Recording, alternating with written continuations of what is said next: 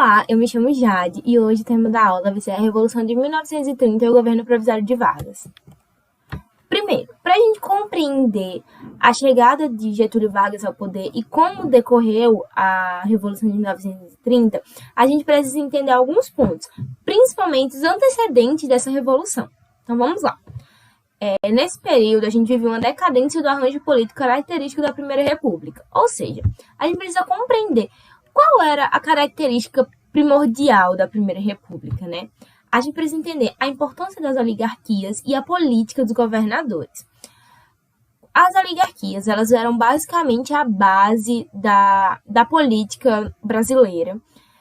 E a política dos governadores fazia com que as disputas eleitorais elas não saíssem do âmbito dos estados. Elas fossem decididas no estado e, para passar para o nível nacional, você já tinha um candidato certo, porque se garantia ali dentro, sabe? Através do mandonismo, do clientelismo, do voto de cabresto, eles fraudavam as eleições. Os chefes oligárquicos, né, os coronéis lá das regiões, eles faziam com que as pessoas ao seu redor fossem obrigadas a votar na pessoa que eles quisessem, ou até fraudavam as eleições quando isso dava errado, enfim. Nesse momento também, a gente precisa entender que o Brasil vivia a chamada política do café com leite. O que era?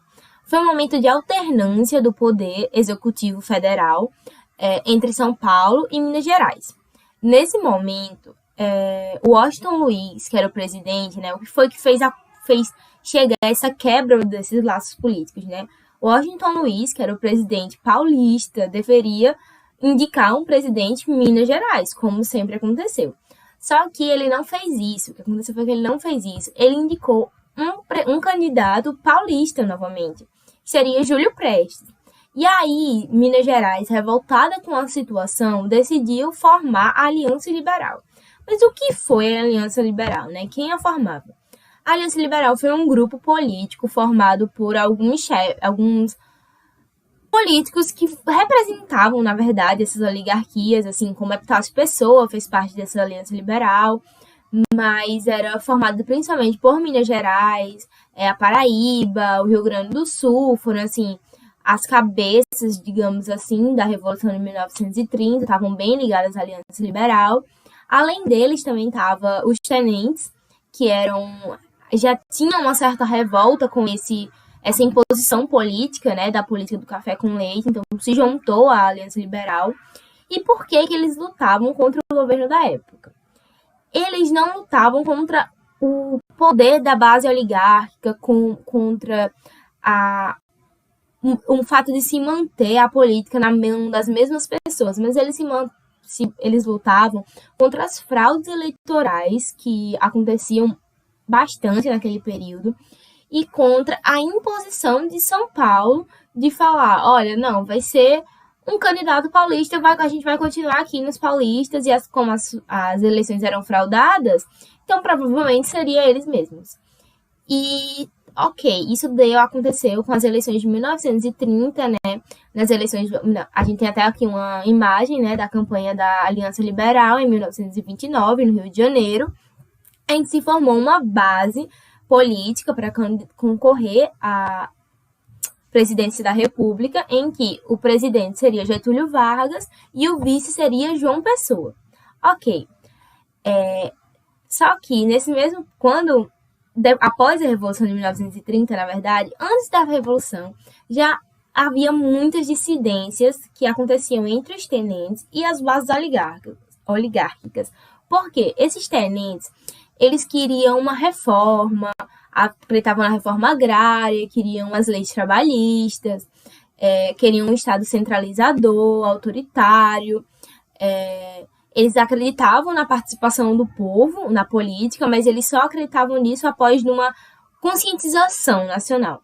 Enquanto eles queriam os sindicatos, né, e o fato do Estado ele regular os sindicatos, enquanto as bases oligárquicas eles queriam que os estados tivessem mais autonomia, ao mesmo tempo que o Estado federal ele não se intrometesse tanto na economia da época, né? Era um lado mais liberalista e tal. E essas divergências, elas começaram a impactar ainda mais após a chegada ao poder na Revolução de 30. Tá, a Revolução de 1930. A morte de João Pessoa e a utilização do fato como motivo para início da Revolução. Durante as eleições de 1930, apesar de ter sido lançada a chapa de João Pessoa com Getúlio Vargas, através da política dos governadores já citado anteriormente, das eleições fraudadas que eram garantidas pelos chefes oligárquicos, né, pelas bases coronelísticas em cada região, se fez com que Júlio Prestes ganhasse novamente as eleições. E a partir daí iniciou um sentimento de revolta dentro da Aliança Liberal, né? E se começa a se falar sobre um movimento armamentista, uma revolta armamentista para a retirada de São Paulo do poder político. Nesse momento, os tenentes foram os mais animados com essa ideia, né? Mas eram comentários que apenas tomaram mais forma após a morte de João Pessoa, que era o vice-presidente, né? O candidato ao vice-presidente. João Pessoa foi morto, foi assassinado em Recife, em julho de 1930.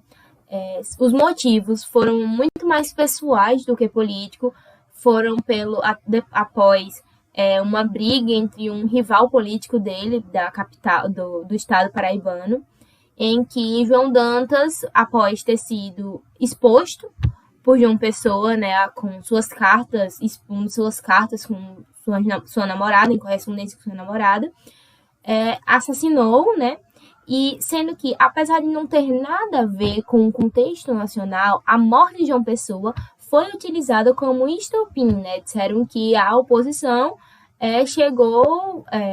não estavam mais podendo nem ter voz, né? João Pessoa tinha acabado de ser assassinado por ir contra a política que estava no poder, né? Enfim, a Revolução de 1930 ela foi comandada por Minas Gerais, João Pessoa e Rio Grande do Sul, ambos já participantes da Aliança Liberal naquele período, né?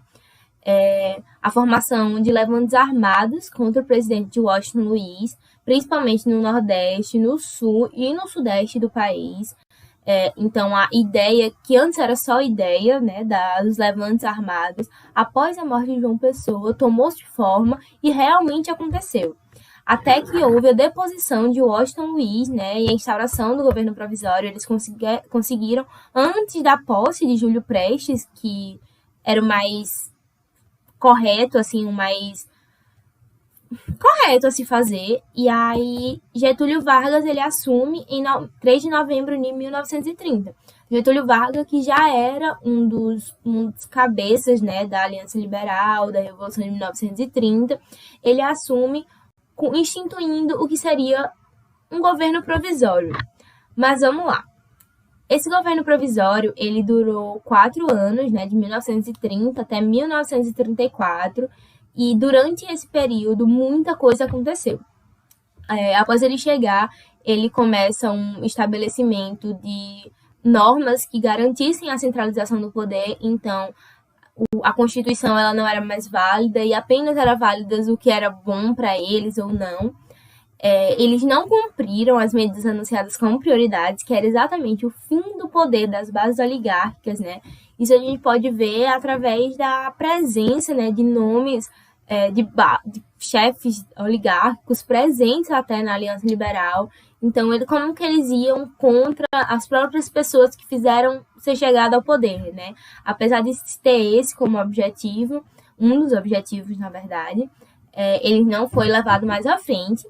E, como já dito anteriormente, né, as divergências que aconteciam entre os tenentes e as bases oligárquicas, após a chegada ao poder, apenas extrapolou, né? Eram objetivos políticos muito diferentes e que, nesse momento, né, em que o poder já estava nas mãos da Aliança Liberal, essas duas bases, né, eles começaram a disputar quem conseguiria mais chegar aos seus objetivos, exatamente por serem objetivos tão contrários. Alguém teria mais poder ali, né, além da disputa por cargos políticos e entre outros. Além disso, o estabelecimento de formas que garantissem a centralização do poder através tanto da Constituição quanto da imposição de interventores em cada estado, né, em que o interventor ele não podia ter nenhuma relação com a base oligárquica estadual naquele período. E aqui eu trouxe um discurso de Getúlio Vargas em 1931 para a gente analisar. Vamos lá.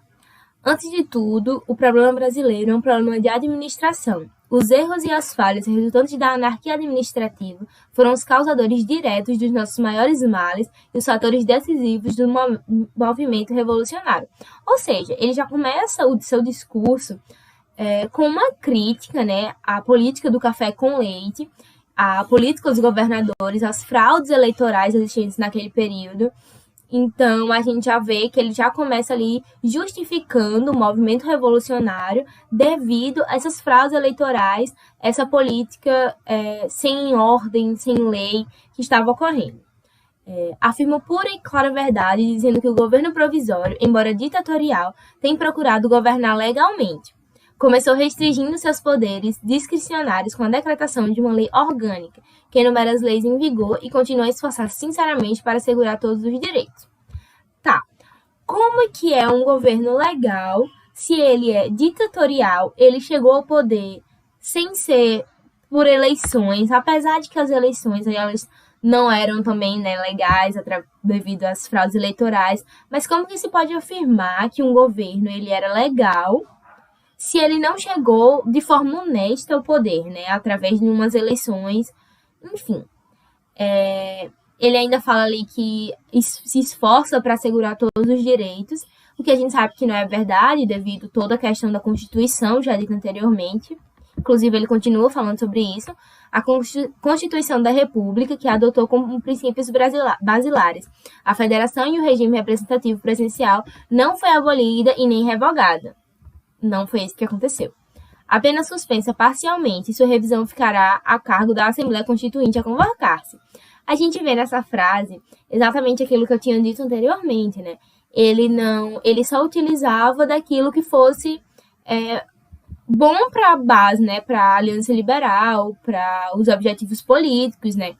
Se não fosse, teria sido revogado, não estaria mais sendo levado em consideração.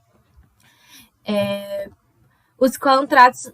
ele ainda fala que que ficará a cargo da Assembleia Constituinte convocar, que vai ser convocada, revisar essa Constituição. A gente sabe que demorou-se 4 anos para conseguir a nova Constituição, né? Então, a gente sabe que não foi uma ida rápida, né? A criar uma Constituição, não foi um movimento rápido. E a gente sabe que essa criação da Constituinte foi a base de muita pressão, que vai ser contada mais à frente. Os contratos legítimos têm sido considerados como invioláveis e o exame procedido em alguns visa exclusivamente a apurar o grau de culpabilidade dos maus funcionários que, ultrapassando os mandatos recebidos, prejudicaram o interesse público. Mais uma vez, né, a crítica a toda a política dos governadores, da ilegalidade, da questão de privilégios para as pessoas das famílias, das pessoas que fizessem parte do círculo mais íntimo ali de quem estivesse no poder, enfim. Estamos governando à margem dos partidos, alheios a seus interesses. Aceitamos-lhes a cooperação sem fazer política partidária e, longe de hostilizá-los, queremos, ao contrário, deixar-lhes plena liberdade de organização. Ou seja, nesse momento, ele afirma que pode haver organização de outros partidos, né? Não seria unipartidário o país. Prestigiando pela solidariedade do povo brasileiro, pelo apoio decidido das Forças Armadas, o governo revolucionário deseja tão somente não lhe perturbe como incidentes meramente políticos, o tempo indispensável ao estudo e à solução dos problemas administrativos primaciais num país de economia e finanças desordenadas. Se o governo é provisório, a revolução é definitiva. Ele termina falando o quanto é importante o tempo, né, para haver uma revisão de toda a economia, de toda a política brasileira, que vivia um cenário caótico. A gente sabe que o maior foco econômico daquele período era a indústria cafeeira, né, através de São Paulo, que nesse momento, principalmente após a crise de 1929, começa a surtir uma grande queda, uma grande decadência. Getúlio Vargas é muito importante para a estabilidade econômica da época. Enfim, as ações da crise de 1929, né? O mercado cafeeiro era a principal economia brasileira na época. E a partir da sua superprodução e da crise de 1929, que eu acho que foi um acúmulo, né? Foi as duas coisas somadas, a economia brasileira ela entra em crise, porque a agroexportação, que era o principal foco da economia nacional, e a queda do poder de compra devido à crise de 1929 faz com que todo o café produzido, por conta da alta anteriormente, né, porque a crise de 1929 é caracterizada exatamente por essa alta antes do poder de compra e venda, e aí ele não tinha como ser revendido, né, foi produzido de forma muito alta, enfim. E aí, a partir disso, houve uma reorganização do mercado de capitais de trabalho de abandono do liberalismo econômico. Ou seja, o Estado precisou intervir não só para garantir a estabilidade da economia cafeeira, mas também para garantir a estabilidade da economia nacional, né? Não precisa decretar falência, enfim. Nesse momento, então, há o abandono desse liberalismo econômico, há uma forte intervenção estatal na economia, né, em todos os cenários nacionais, e então começa-se um modelo de superação agroexportador, né, onde o mercado interno nacional ele acaba se tornando um dos pontos mais fortes da economia nacional, né, do acúmulo de capitais nacional. Nesse momento também é incentivo à policultura, não só, eu acho que é um dos pontos mais marcantes desse governo provisório, é o incentivo à policultura. Um dos fatores é exatamente porque, por distribuir, não ficar só a agroexportação da base do café, e sim de diferentes matérias-primas, acaba por ter uma maior dificuldade, né? Tanto de crises, enfim. E há também o incentivo à indústria, que é um grande ponto também, né, desse governo Vargas. E aí agora a gente vê a reação popular e as medidas voltadas às áreas econômicas específicas. As ações intervencionistas elas ganham amparo popular devido à conjuntura internacional. Nesse momento surge em todo o globo fortes movimentos, estados ditatoriais, né, e intervenções estatais na economia, e isso acaba por ganhar amparo popular da população aqui no Brasil, e faz com que essas ações intervencionistas elas não sejam vistas tão de agrado, até porque foi extremamente necessário para que a empresa cafeicultora, né, nacional, os grandes cafeicultores, eles não tiverem que falir, enfim, né, foi de extrema importância as ações tomadas por Getúlio Vargas através da compra e queima de muitos desses grãos de café excedentes, enfim. A busca pela burguesia industrial de um mercado capitalista. A indústria, nesse momento, ele busca por um mercado capitalista, ele busca pelo esse investimento e por dominar esse cenário nacional, né, econômico. A orientação voltada à agricultura que acontece, né, a criação de institutos, como o Instituto do Cacau da Bahia, há também a remodelação do Ministério da Agricultura, a utilização de concursos para recrutação pessoal, o que mostra uma necessidade mesmo, assim, uma busca pela essa orientação, né, voltada à agricultura, uma orientação mais certeira. Essa recrutação pessoal, através de concurso, era feita exatamente pela questão técnica, né, o currículo técnico das pessoas. A siderúrgica, além disso, ela é vista como o déficit econômico encontrado, né, no país, e acaba-se por ter um acordo ali, um apoio, na verdade, tanto pela corporação militar quanto pela indústria, de que eles precisavam desse incentivo à siderúrgica, né? Era não só eles falam que era não só um apoio, um incentivo maior à indústria, né? Uma garantia de que a indústria ia estar estabilizada, mas também ia modernizar o Exército Nacional através da formação de armas. Então, por isso que foi tão apoiada pela corporação militar e pela indústria. As regulações trabalhistas. Nesse período do governo provisório, as questões sociais elas estão em alta, né, principalmente por conta da questão da industrialização do país. As indústrias estavam crescendo, o país estava com muito foco nisso, e aí a questão operária ela começa a aparecer muito mais frequente, porque devido às condições muito baixas de trabalho, né, E aí a questão social ela acaba se encaixando nisso, né? Sente muita falta de uma regulamentação trabalhista. Essa legislação ela já era o foco da Aliança Liberal, principalmente pelos tenentistas, né, como já dito anteriormente. Então, nesse momento, se tem um acirramento nesse fator e começa uma pressão sobre isso, né? Vargas ele ressalta a necessidade de disciplinar as forças dinâmicas do mercado. Ou seja, um desses fatores da dinamicidade do mercado está exatamente o trabalho, o trabalhador.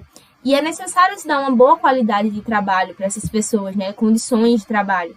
E aí a regulamentação do trabalho ela acaba se encaixando nesse fator.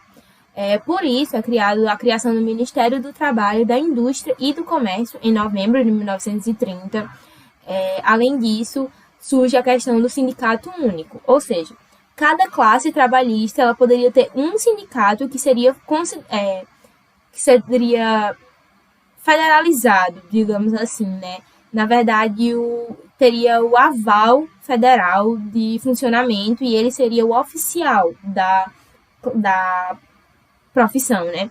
Enfim, eles também tinham toda a questão da intervenção do Estado, né? Exatamente por ser reconhecido, o Estado ele poderia intervir ali dentro, principalmente com a questão de que se eles não cumprissem as determinações do Ministério do Trabalho, então esses sindicatos eles poderiam ser suspensos, poderia ter mudanças ali na comissão que estava mais à frente, enfim, o Estado poderia intervir no funcionamento dessa organização dos trabalhadores.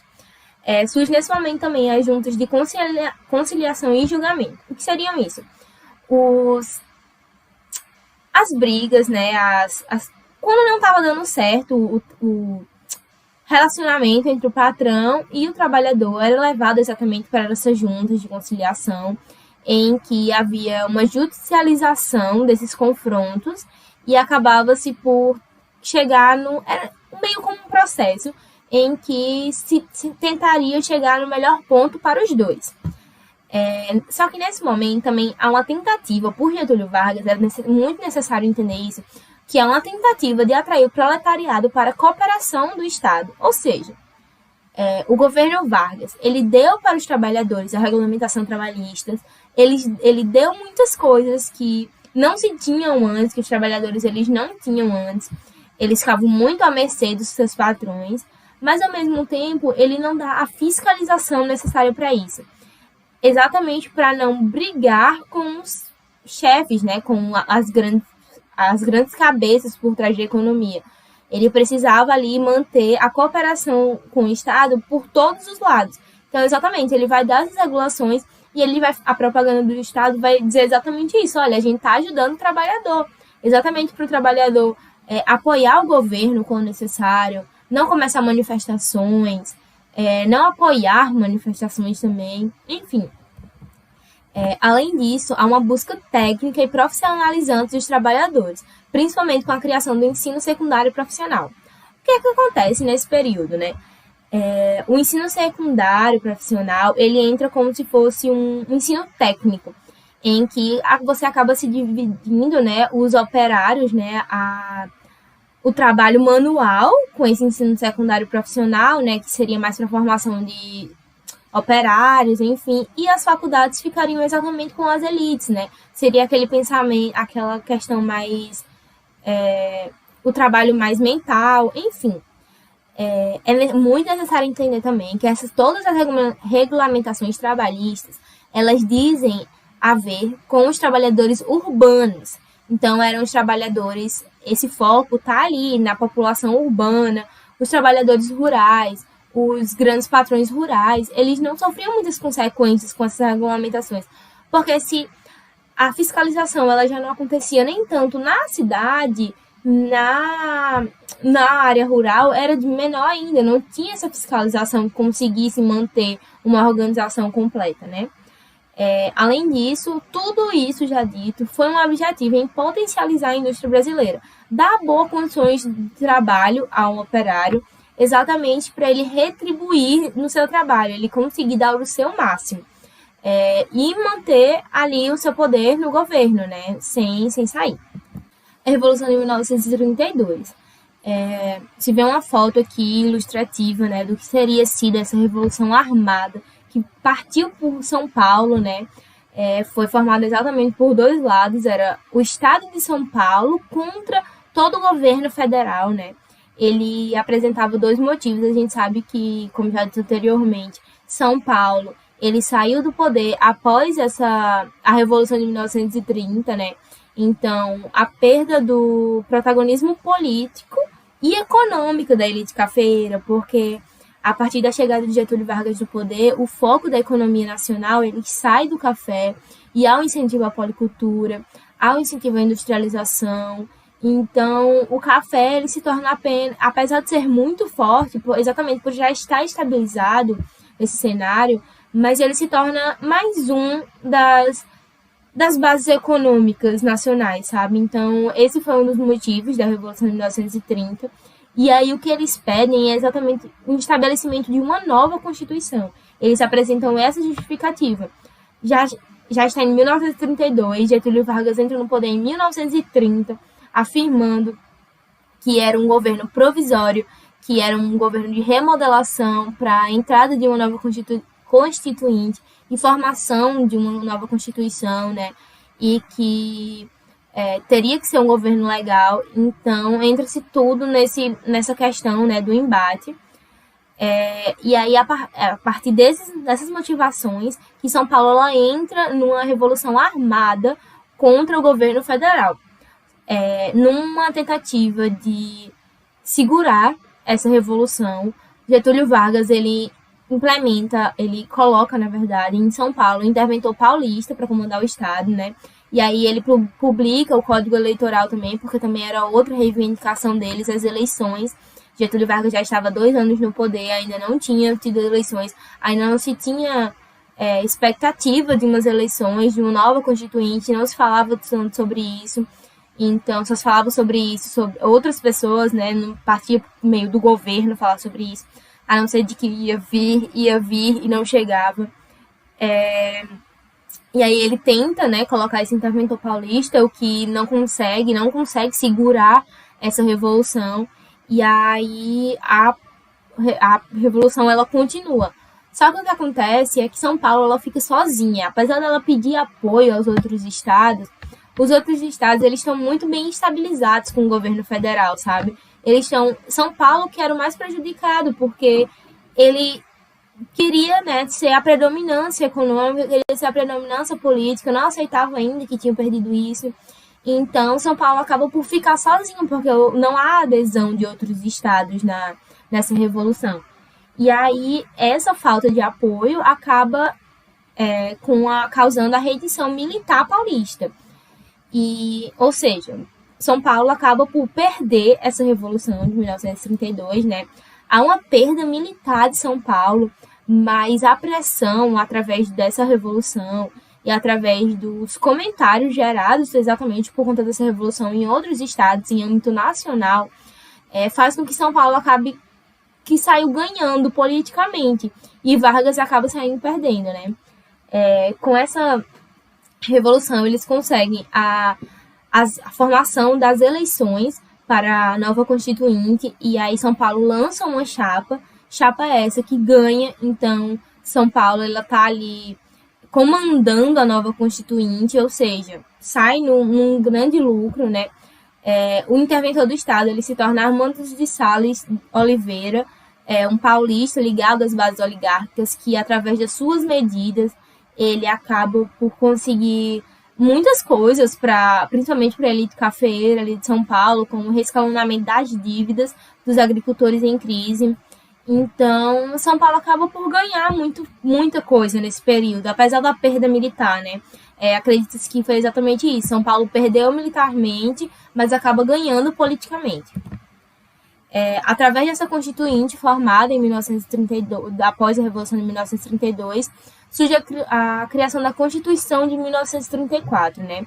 Aqui a gente tem uma foto do jornal de Recife, em que a manchete é exatamente o Brasil sob o regime da lei.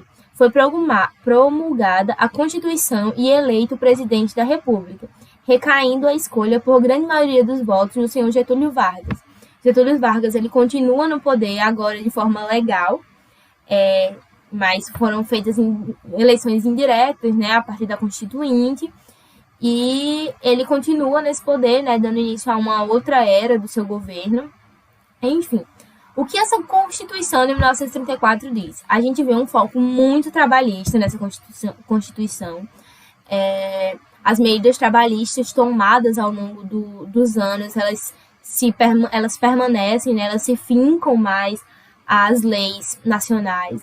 Então, os trabalhadores, na época, eles conseguem a jornada de 8 horas de trabalho, né, que antes não tinha essa regulamentação, a organização do sistema previdenciário, a proteção ao trabalho feminino e do menor, que era considerado inferior, então eles trabalhavam mais e ganhavam menos, e ao mesmo tempo eles eram colocados em situações mais insalubres, enfim. O direito a férias e da carteira profissional eram férias de 15 dias nesse período. A incorporação do voto feminino, que apesar de ter sido promulgada aqui em 1934, ela perde o seu poder, na verdade, né, em 1937. Ainda tem também a questão das eleições secretas, direta, universal e por maioria dos votos. O estabelecimento do ensino primário gratuito, que apenas em 1934 é que a nação ela promove a sua população um ensino primário de forma gratuita. Antes disso, apenas as pessoas que tivessem dinheiro para se manter eram as pessoas que conseguiam estudar. Então, a quantidade de porcentagem ali do analfabetismo na sociedade brasileira da época era extremamente alta. E foi a partir daí que se começa um processo de alfabetização da nação. Também a questão do estabelecimento da justiça eleitoral, né, através do Código Eleitoral, do Tribunal Eleitoral, enfim, a regulamentação dessa justiça. Enfim, as considerações finais, né? Há uma busca, a gente consegue observar durante toda essa aula que Vargas, o que ele tenta é exatamente manter o equilíbrio entre as forças que formam o Estado, as forças que apoiam o Estado, né? Então, ele possui ali o apoio dos trabalhadores, porque ele deu a regulamentação trabalhista, ele possui o apoio ali dos cafeicultores, porque ele salvou os cafeicultores da falência, né?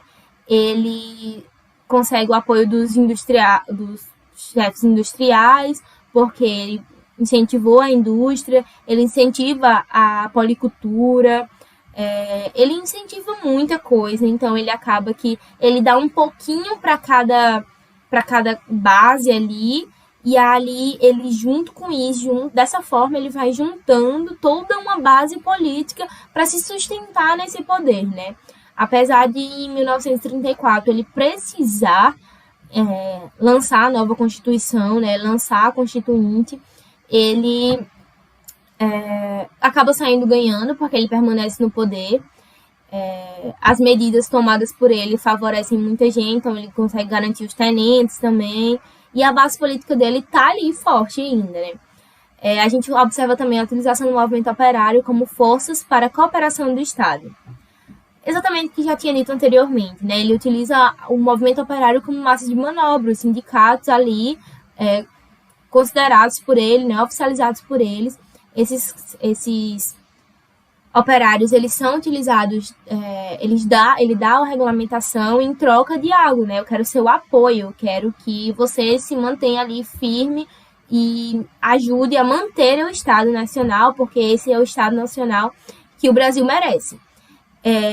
Você observa ainda que, apesar de ele entrar no poder afirmando que queria terminar com as bases oligárquicas, né, com o poder oligárquico nacional, a gente observa que, durante todo o período do governo provisório, ele continua em consenso com as bases oligárquicas, ele não rompe com essas bases, e ele continua dando coisas a eles.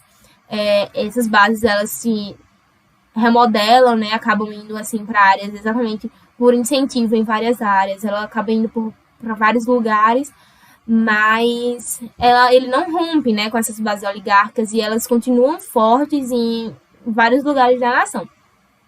E a gente observa também o foco nos interesses da economia, né? Como eu acabei de dizer, os incentivos em várias áreas, a tentativa de manter, de conseguir estabilizar, de criar toda uma base econômica formada não só por uma coisa, mas ali pela industrialização, pelo fortalecimento do mercado interno, pelo fortalecimento da agroexportação, que apesar da criação do incentivo do mercado interno, da poliagricultura, ele não deixa de ter o incentivo à agroexportação, né? Só que agora não só do café.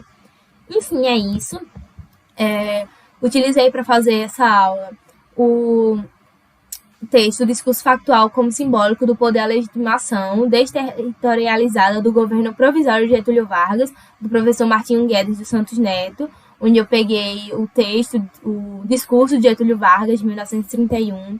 Utilizei ainda o governo provisório e a regulamentação do trabalho no Brasil, de 1930 a 1934, do Jair Conte Júnior e da Eliane Superti. Utilizei ainda o site Guia do Estudante e o texto da Revolução de 30 ao golpe de 37, a depuração das elites, da Dulce Chaves Pandolfi. É isso, muito obrigada.